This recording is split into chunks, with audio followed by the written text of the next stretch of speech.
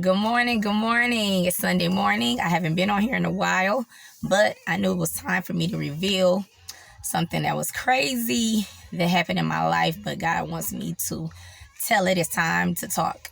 So basically, I did not have a church background growing up or anything like that. So my grandmother reading her Bible, praying to God, and I asked her what she was doing. Then I started talking to God as a child. At an early age, I just started talking to God, communicating with God. And later I ended up, because I would always pray to God asking, like, could I find a church and, and would he teach me things and show me the right way and all that kind of stuff.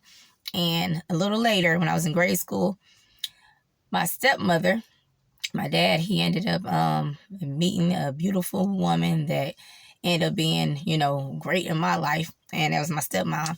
And she basically started teaching me about God. She was telling me about God, telling me about Jesus, and telling me I was a good person and, making me feel good about myself and telling me that I had purpose in life. And that's what started like changing me and making me really want to know God and really want to know, and do right by God, right? So that is a little background. Now, okay, I basically started backsliding when I got in college, started backsliding and like doing what I want to do, whatever else when it came to me being in a relationship, because I was thinking like, oh, I want love so bad. And I thought me and this man was so in love, but I found out later on it was just a trauma bond. We both had issues going on, like family wise. And it made me and him more attracted to each other, and it made him and me more, like in a way where we thought we just couldn't live without each other and we thought we couldn't be without each other and all that crazy stuff. So yeah, I started backsliding, started doing stuff that I knew I had no business doing. And then I continued to live like that. But I still was praying to God, still talking to God, still going to church every blue moon. But it's like my relationship wasn't strong with God like how it is now. So let's fast forward. I met this young man, okay, that I started dating in 2011. And when I first met him, I literally was on the phone with him, having a conversation with him, okay? And God literally showed me a open vision of this man that he was going to be in some dangerous stuff. It was going to be disaster. It was like he showed me like an open book. Like when people go through a book real fast because you don't want to actually read the book, but you're trying to go through it and you just flip through the pages like that. He showed me that this guy was going to be dangerous. Like it was going to be some chaos going on with his life. But I couldn't understand it. I couldn't actually see what it was all that he was doing or what was happening to him. But I knew it was going to be something dangerous, and God was giving me a warning to abort. Get out of there. Do not continue to talk to this guy. But, okay, I didn't. I said, okay, like I seen that and it scared me. So what I did was stop talking to him. I didn't talk to him no more after that day, right, at first. So 2 weeks went by. I was ignoring him, that I didn't talk to him, whatever, the first few days when he was trying to call me. But 2 weeks later, some number called me that I didn't recognize, and I answered the phone, and it was him. So I was like, okay, ain't nothing wrong with talking to him for one day. Then the next thing I know, it became nothing wrong talking to him for a couple weeks. Then it was like, it's nothing wrong for going to see him one time, right? But that's like, I knew I was attracted to him. And, back in the day, I was like really, really crazy about Tupac. Everybody who knows me knows that. And he looked like Tupac, all right? I mean, looked like Tupac. Everywhere we went, like people would say, oh my God, he looks like Tupac and all this kind of stuff. So basically I was in it for the wrong reasons. Like, yeah, I wanted love and all that, but it was literally because of how he looked that made me stick around and keep talking to him when I knew what God said. You know what I'm saying? And so basically I started seeing him. It started being every day. And then it was like all summer long. And we was like inseparable, never not being around each other. And we went places every day, went to places together, did everything together. All right. And then it went from that till it started being like little stuff that I started noticing about him that wasn't right. Okay. That he had like some type of, crazy past. And I could tell like his upbringing, it was not the best at all. I could see it, even though he didn't want to reveal a lot of it to me.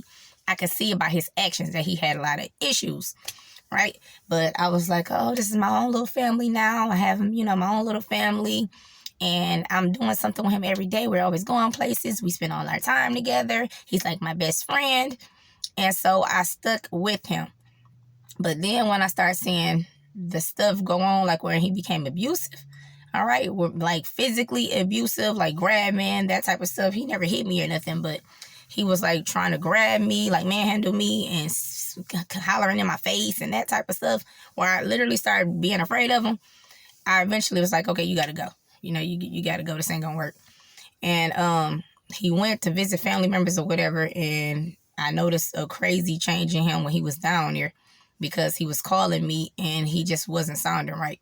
He was literally sounding like he was possessed almost. He was just like cussing and flipping out and saying like, if you don't hurry up and help me come back, to where we live and all this stuff and get me back from out of town, I'm going to rob somebody. I'm going to hit somebody in the head, the first person I see. And I'm like, what? All right, like, who are you? You know what I'm saying? I'm like, you can't come back here. So then he did come back to town. And I was like, I'm not seeing him. I'm good. But then he was just like, oh, don't worry about it. Texting me and stuff saying, I have somebody new anyway. And, I'm moving in with her and all kinds of stuff. I'm like, okay, good. As long as you're not bothering me. So then eventually, like a couple months or so went by. And then he was still just like texting me or whatever, calling me every blue moon, just saying like, how you doing? You know what I'm saying? I just wanted to see how you was doing, this and that and the other. I'm single now and blah, blah, blah. And, man, you was a real good friend. So I just want to really, kind of just see how you doing and just come see you. So I did. And we eventually started back dating and everything. Okay. But why when we started back dating? Okay, here we go. It was only probably like a good 10 months now, through all this chaos that was going on. 10 months. And this particular night, I think he had listened to my voicemail or something. I had house phone at the time, and it was one of those house phones that you have like a line, you know what I'm saying? Like I had the phone in my living room, phone in my bedroom. So I was checking my messages. And like I said, me and him wasn't going out or nothing. Like we had broke up, whatever, when he was out of town. And when he came back, I still wasn't with him. So still wasn't with nobody else. But it was like, man, people, you meet people, different stuff like social media. They might be trying to talk to you or something. So somebody had left me a message trying to talk to me or something like that. And he heard it, right? When I was listening to my voicemail, he heard it. Even though, like I said, I wasn't going with nobody else or nothing like that. Somebody was still like trying to be cool with me, talk to me. I think it was like I was talking to somebody, but not in that kind of way. Just getting to like know them. And he was listening. Well, I'm listening to my message, and the guy was just saying, hey, how you doing? Like, I'm just checking on you. He heard that, and he, got peed off. So then that's when I'm like, how can you get mad at me? And we weren't just together. I still haven't been with nobody. Somebody was just trying to talk to me, even though I didn't talk to him. So then that's when I was like, you literally actually slept with someone else. When we went together, you slept with somebody else. You was living with a young lady, all of that. As soon as he heard that, he went over to the lamp in my room and grabbed the lamp like he was about to swing it at me, right? So I moved back, I moved it back, and I'm kind of short. So my bed is high. So at the time when I moved back, I was kind of like against my bed. And, because I'm thinking he's going to swing and hit me with it. But he was just pulling it out of, the wall so he could make it dark in here, basically. Just pulling out the wall. He wasn't trying to hit me with it. He pulled it right out the wall. It was already completely silent in there because there wasn't no TV or anything on. My kids was in their room, sleep, because this was at nighttime. So it was dark in their room, no TV, nothing on. You know what I'm saying? It was just silent in there. And when he pulled that lamp out that wall, and he walked right over to me, it's dark now, so I don't know what he's doing, but he just pulled it out. It's complete dark now, and he just jumped right on my chest. Sat right on my chest, because he's way taller than me. He was way bigger than me. He sat on my chest, and when he sat on my chest, he did not even try to choke me around the neck, like how, some people do, whatever. He literally grabbed right in the middle of my neck, taking my vocals, so I couldn't speak. I couldn't say stop. I couldn't say you're killing me, none of that. And also, I couldn't make no noise, and he took off my breathing supply. So I'm in there fighting for my life. And I literally didn't even know how I was fighting for my life until later on. But at the time, when he did that to me, and I'm like crying, like saying, stop, you killing me now, right? Stop it, you were actually killing me. Like, I can't breathe, like, stop. But he had complete dark in here so that he couldn't, see that he was killing me. he couldn't stop. He had it like that so he wouldn't stop. So he couldn't see nothing. So basically, I don't know how long I was out, but I was out long enough that all of a sudden, out of nowhere, I heard God. That was the first time, I think, in my life that I heard God say something to me, like actually say something, you know, like audibly to me. And he said, breathe. And I knew it was God because it was the voice that wasn't like no human being voice. It was different than any voice I've ever heard in my life. And it was just like, breathe, you know, like strong, you know. So I knew it was my Father. I knew it was God. And then when he said breathe, it's like I got up, like I did this big gasp. Almost like when you watching those movies and you see somebody that drowned or whatever and they finally revive that person. And then that's when you see, you know, that person started back coming or whatever, started trying to breathe and they choking. That's how I was. I was like, you know, just like that. And then I just started trying to breathe, but I couldn't breathe. So it was just like hard for me to breathe. But the first thing I saw was him standing over me. He was just standing there, just watching me, just standing there, not trying to help me, not trying to get me to come back to life, not trying to do none of that. He was just standing there, like trying to see, like, did I really kill her? Is she really dead? Like trying to see, like, did I really kill her? You know, because that was his goal, to kill me or whatever, right? So he eventually, you know, told me that in the end. That's what he said. The devil got into him and told him to kill me. So at the time, like I said, I got up. I'm trying to catch my breath. I'm trying to, you know, breathe. I don't know nothing that happened. I don't remember nothing that just happened. All I know is I'm trying to breathe. So I get up. I can't see nothing. You know what I'm saying? Because it's so just dark in here. And it's like, you know, hard for me to come to. So that's when I go to the bathroom. I started putting water on my face and stuff because I had panic attacks before growing up. So I put water on my face trying to come to. That's when I can hear him telling my son. At the time, my son was like 9 years old. And he was telling my son, your mama's all right. Put that down. You know, your mama's all right. Put that down. Like, she okay? So, you know, I didn't know what was going on at the time. But later on, my son, you know, he was 9 years old when he came and told me. He said, Mom, God told me to get up. Now, at this time, me and my kids wasn't going to church. You know what I'm saying? We weren't doing none of that. But the guy who actually tried to kill me, he was walking to church himself, like going down the street, walking to church. He used to be sitting at the table, right to God, saying, who am I, God? What's my purpose in life? And I didn't even understand, like, purpose at that time myself. But he was writing to God, saying, like, what's my purpose? He used to be writing these letters to God. Well, who am I? What am I here for? Why did I have the family I have? He used to be saying all that stuff. And even, like, writing, saying, Lord, please bless me not to hurt, you know, Siobhan and her kids. He was like writing that. So at the time for my son to come to me and be like, God told me to get up. Like, God told me. Like, I'm like, I know I done taught my kids about God since they was little, but for him to just straight up say out his mouth, God told me to get up, I know it was God. God told my son to get up. And my son didn't just get up because it ain't like he could hear nothing. I told you it was complete silence in my room, pitch black. You know what I mean? Couldn't hear nothing because I couldn't make a sound. But at the same time, God said, breathe, and told me to get up. He was also telling my oldest son, who was only 9 at the time, to get up too. And my son not just got up, he went and went for a hammer. Because that's the only weapon we had at the time. So he went and got a hammer. Because he was trying to, it's like God was letting him know, you might have to defend your mom. You might have to do something. You know what I'm saying? So my son, so when the guy was telling my son, put down that hammer, your mama's all right. He was saying, like, put that down, your mama's all right. Because my son had got a word from God saying, you better get up. Okay? You better get up. And it's just like, then it started coming to me. What just had happened? I was just, because I kept on saying, like, what happened? What happened? Like, what happened? And then that's when I knew what happened. I started remembering it. And I was like, you tried to kill me, right? I was just kind of like, you tried to kill me? Are you serious? Like, you was about to take me from my kids? Like, who was going to raise my kids? Like, really? You know what I'm saying? I don't have nobody like that to, like, just raise my kids for me. I do everything. You know what I'm saying? I do everything for my children. It's like, you really was about to take my kids from me. I mean, take me from my children. Oh, because, you know, I don't know, you know, you got demons in you or whatnot. So that's when I realized what he done to me. And I was like, you tried to kill me. You tried to kill me. And I just started punching him in his face. Just punching him in his face, punching him in his face. Punching him in the same spot in his face. Right here on his jaw, like punching him in the same spot. Telling him to get out. Like hollering, get out. right? Just hitting him. And his face had cracked open, like right there. It was like bleeding or whatnot. And I seen his whole chest and neck was bloody from me fighting for my life. So even though I went through all that and I didn't know what happened when he was choking me, I was fighting for my life. I was fighting. You know what I'm saying? But I was out. So I don't know what I did. He had me. I was gone. I was dead. I know I was. And God said, this ain't your time. This ain't your time, right? And he told me to breathe, and I did. And that man was just standing over there trying to see that he complete his mission. All right? And so, but I literally, even though I was fighting for my life, and he had scratches all over his neck, all over his chest, that wouldn't even matter.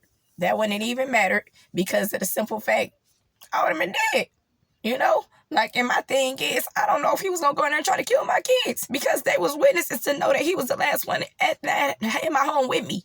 He was the last one there with me. And you know what I'm saying? That's why God woke my son up too. So I'm like, you know, it's just crazy. And I always watch these different Lifetime movies and seeing women getting choked and all that kind of stuff. And I'm like, oh man, I would have did this. I would have did this to get him off of me. I would have been fighting. You know what I'm saying? I would have fought crazy. I would have did this and that. And it's like, you don't know until you in it. You know what I'm saying? I didn't know that man was going to jump on me and do that to me, you know, or what did I mean, and I used to always keep like a weapon close to me, even at that time. But how he did it and where I was at, it's like I couldn't even get to my weapon if I wanted to. I couldn't even get to my weapon, you know what I'm saying? And even though, like, if the police would have seen the, looked under my fingernails and all that kind of stuff and, seen, like, the DNA from his chest or whatnot, that's the only thing that would have got him going to prison, you know what I'm saying? For that much. But even though all of that would have went on and he could have went to prison for that, I would have been dead. You know what I'm saying? I would have been out of there. So it would have been over for me no matter what, But it's like God, he said he wasn't done with me. You know what I'm saying? And that's why I look at it and I take this strongly. Like, God will never leave you nor forsake you. He won't. Even when we backslide and we doing all this dumb stuff and not listening to God. Look at me. God showed me. Show me an open vision that this boy wasn't right. Show me an open vision that stuff is going to happen in his life. I knew it was danger. Yeah, I didn't know all what it was, but I knew it was danger. And me being hard-headed, deal with him anyway. See what I'm saying? Deal with him anyway. Because I'm like, is that what I really saw? Like, questioning God. You know what I'm saying? So if you hear from God, if God's telling you something, he giving you a good word, he brings somebody in your life to tell you something, you pray to God about it. Ask God for discernment. Ask God to reveal it to you. And once he do, you better go with it. You better go with it because it could cost you your life. All right? It could cost you your life. And I'm just glad God didn't ever, he didn't give up on me. He didn't give up on me. And so the thing is, after this man did all of that, and I'm keep punching him in his face and he bleeding all this stuff, I'm thinking to myself, like, later on, you didn't even call the police on the dude. That's how bad my self-esteem was. And I wanted somebody that I thought, was my own little family. I had this love and whatnot because I got abandonment issues from coming up, from not having, you know what I'm saying, parents being around a certain way. I'm just going to keep it real because somebody probably need to hear this. You know what I'm saying? So I didn't have what I wanted, what most people do want, as far as like, dad, mom, all this type of little household, or you getting to see your dad a certain way, or whatever. And when I did see my dad, a lot of times, sometimes it was real good times. I can't lie. It was beautiful times. But other times, it was times where he just had me over there just crying, putting me down just for no reason. Just literally being so, acting like he was Joe Jackson, okay? He was literally acting like Joe Jackson. I tried to be perfect, but I couldn't be perfect for him. You know what I mean? I had a 3.86, and growing up, like in high school, graduated, went to a real great school, engineering school, to be an electrical engineer, all kind of stuff. And that wasn't good enough for him. You know what I mean? And then when I started needing help and got depressed, he was out of there. He was like, oh, I'm good. I'm not helping her. You know what I mean? She on her own, even though you was the main one putting me down and giving me hard times in my life. And I just forgive him. And I love him. I care about him. And I continue to keep praying for him because maybe he may come around one day. Maybe he don't. But I'm just going to keep praying for him and loving him and doing what I got to do as a person. You know what I'm saying? But it's just like, I just had, it was crazy growing up. It was crazy. You know what I'm saying? It really was, to where I literally would be sometimes just by myself, all right, in a closet, just wondering, will somebody come look for me? Will somebody care? I really had times like that. I'm telling you, I really had times like, why am I here? Like, why am I here? You know, because I just feel like I just didn't have no one who, I just feel like I didn't have nobody to love me. This is my truth. This is my truth, and the things that was being said to me, from how I was treated, all of that. But okay, but my grandma, she was a real good woman, strong woman, took great care of me and a whole lot of my cousins and family members and everything else. You know, I learned a lot from her about being a strong person, about going through different stuff in life, how to overcome things. Like, she taught me a lot, okay? But yeah, man, it was just hard, you know, sometimes. And we live and we get through. That's how God makes us a strong person. But back to the young man who put his hands on me and tried to kill me, he ended up telling me, though, right after that, he said, "Dad, the devil got in me that night and told me to kill you." That's exactly what he said, because I'm like, wow, just over a disagreement, or because you thought somebody had tried to talk to me or whatever, and you had a whole relationship sleeping with a young lady. I didn't do none of that. Why would you do that? He was like, no, it wasn't that at all. All right, we didn't have worse arguments than that. He was like, the devil told me to kill you, and that was my goal, to kill you. Okay, that's what I was supposed to do. So he, right after I told you I'm punching him and telling him to get out of my home, he went and called his pastor, because I told you he was all into the church at the time. I wasn't. So he called his pastor that he had from growing up, and that's when he ended up asking his pastor, could he was like, can you pray for me? Because he basically was saying that he was going to kill himself. He was like, I tried to take this young lady from her children. This is exactly how he said it. I tried to take her from her children, so now I'm going to kill myself. That's what he said, right? And lo and behold, time went by. You know what I'm saying? Like, probably some months went by, not that many, maybe 8 months. And I forgave the man, all right? Not only did I forgive him, I let him come back around me. He never lived with me now. He never lived with me. He used to just come over all the time and stuff like that. Might have stayed there for 3 weeks at a time, one time. But, yeah, I let him come back, start back being with him, because he was like, he was sorry. He was, you know, crying. See, I didn't know nothing about, like, narcissistic behavior, all that stuff. Now I do, you know, big time, because I know I had it even as a child with certain grown-ups, okay? But, yeah, that's what he was. He was a narcissist. He, you know, he had demons in him bad. He had a whole lot of crap in him from his childhood that he ended up revealing to me later on. But me, I had bad low self-esteem. I had my issues, all right? And I didn't want to admit it. But it took one of my kids' father, it took him to tell me, well, you picked them. That's what he said. And when he first said, I'm like, wow, that's some harsh stuff to say. But he was being real. He was like, you picked them. So what made you pick them? You know what I'm saying? Instead of just pointing the finger at somebody else, what made you? So that's when I had to realize, as I started really getting stronger with God myself, I picked him because I had issues. I had abandonment issues. I had trust issues. I had different, like, you know what I'm saying, stuff going on with me. Low self-esteem, where I wanted somebody so bad. Not know anybody, but I'm just saying, like, I would think I was picking a good person. And they was deceitful and all of that. And even though I was seeing the red flags God was showing me, I was still sticking on to him, because it's like, oh, it ain't that bad. Oh, this and that. Yes, it was. Yes, it was. It ain't that much love in the world, because guess what? That ain't love. That ain't love. Them trauma bonds is lust. You know what I'm saying? Sometimes it's all the above, but not love, because love don't hurt. Love is kind. Love is patient. Love is forgiving. All right? And yes, even though I be study forgiving people and trying to be forgiving, but it shouldn't be to the point where you are getting hurt in the process. You know what I'm saying? That's when you got to let people go. You shouldn't be so forgiving to the point where you are the one that's getting abused. You are the one who's starting to have low self-esteem because of you just study taking it. Right? So, like I said, I got back with him. After all that, this man almost tried to kill me now.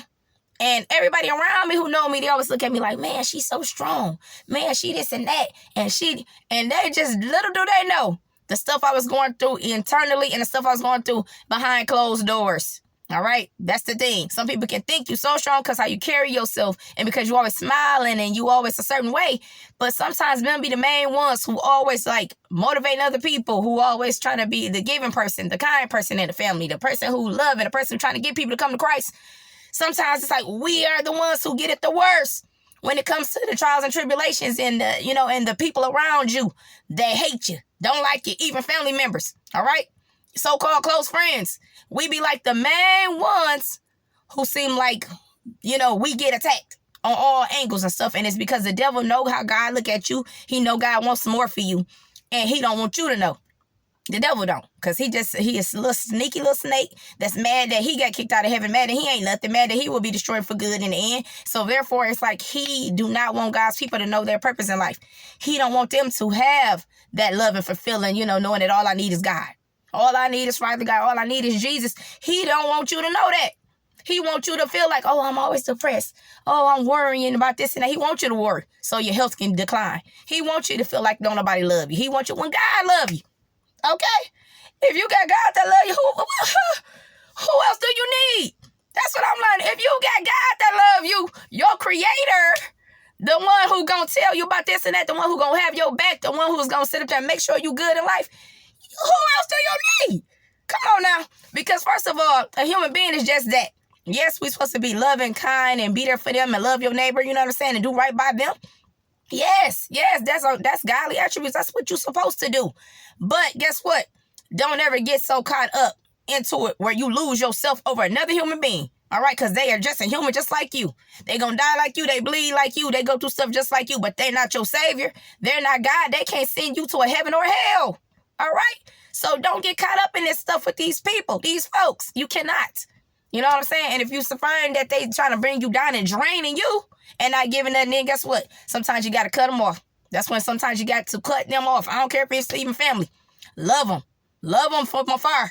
Okay? Sometimes you got to feed them with a long-handled spoon. That's what my granny used to say. You know what I'm saying? Keep your distance for your own health. All right? So later on, with the young man, like I said, who tried to kill me and he said it out of his mouth. He told other people, they came to me later on, a whole year later telling me, yeah, he said he's trying to kill you. Guess what happened? I ended up getting pregnant by him when I took him back. Ended up getting pregnant by him. I'm telling you about the self-esteem now. I'm telling you about when you ain't steady talking to God, when you ain't putting yourself, giving your whole life over to God. Because I didn't at that time. I hadn't at that time at all. And if you watched my previous video, go back and watch it. When I was saying how demons came out of me, this was after this dude. After him. That's when the demons came out of me. That's when I really started giving myself over to God a certain way. That's when I started speaking the word, okay? But what happened was I got pregnant by him.